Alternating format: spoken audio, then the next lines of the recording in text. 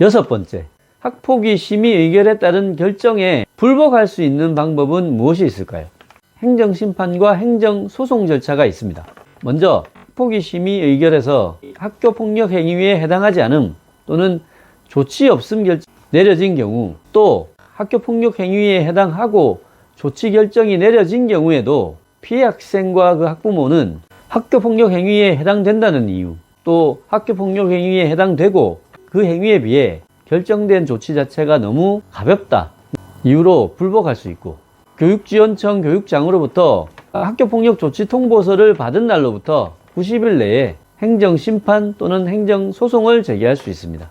또 가해 학생의 경우에도 학교폭력 행위를 한 적이 없다 또는 학교폭력 행위에 해당되더라도 행위에 비해서 조치 결정이 너무 무겁다는 이유로 불복할 수 있고, 조치 결정 통보서를 받은 날로부터 90일 내에 마찬가지로 행정심판 또는 행정소송을 제기할 수 있고, 특히 가해 학생의 경우에는 행정심판이나 행정소송을 진행하는 동안 조치 결정이 집행되거나 이행되어 버리고 나면 불복의 실익이 없을 수 있기 때문에 조치 결정의 집행을 정지해달라 또는 그 효력을 정지해달라는 집행정지 신청까지 꼭 하는 것이 좋습니다.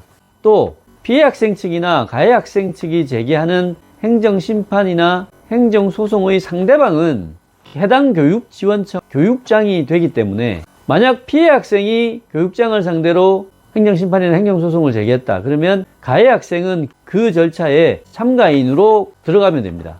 반대의 경우 가해 학생이 제기한 행정심판 또는 행정소송에도 피해 학생 측이 참가인으로 절차에 관여할 수 있습니다.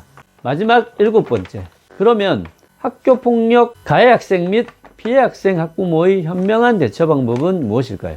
학교폭력 사건이 발생한 초기에 빨리 사건의 진상을 정확하게 파악해야 합니다. 그리고 그 파악된 진상에 맞춰 가해 학생 또는 피해 학생의 보호 및 방어를 위해서 이후 예상되는 절차, 그러니까 학교 전담기구의 사안조사, 학폭위 심의, 그리고 경찰 조사, 가정법원에서의 소년보호 절차, 상황에 따라서는 형사법원에서의 재판 절차, 그리고 학폭위 심의 이후의 행정심판 또는 행정소송 등의 불복 절차 등에 대해서 최선을 다해 대응하셔야 됩니다. 다만 결국 학폭위에서부터 각종 수사 절차, 형사 절차 등에서 제일 중요한 사실관계 확정을 위해 주로 사용되는 증거는 사건 발생 직후 학교 전담기구에 제출되는 확인서, 가해 학생, 피해 학생, 학부모, 그다음에 목격 학생 등 관련 학생, 그리고 담임교사 등의 확인서 및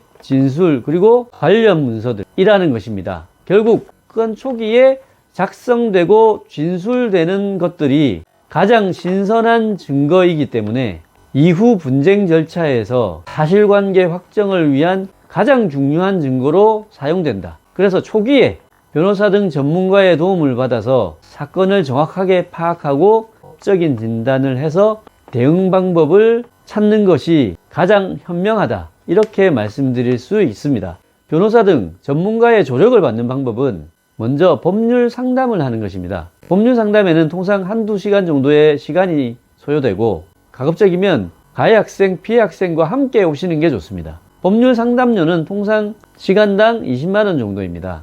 또 법률 상담을 통해 학교 전담기구 조사나 학폭위 심의, 또 이후 형사 절차 등을 위해서 변호인의 조력을 받을 필요가 있다고 판단되시는 경우에는 사건 위임 계약을 체결하고 변호사를 변호인으로 선임하셔야 합니다.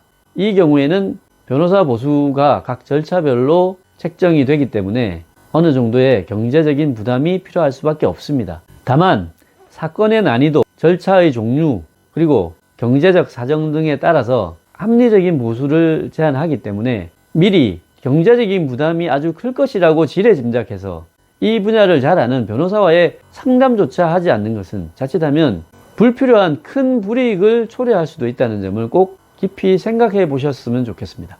끝까지 시청해 주셔서 감사합니다.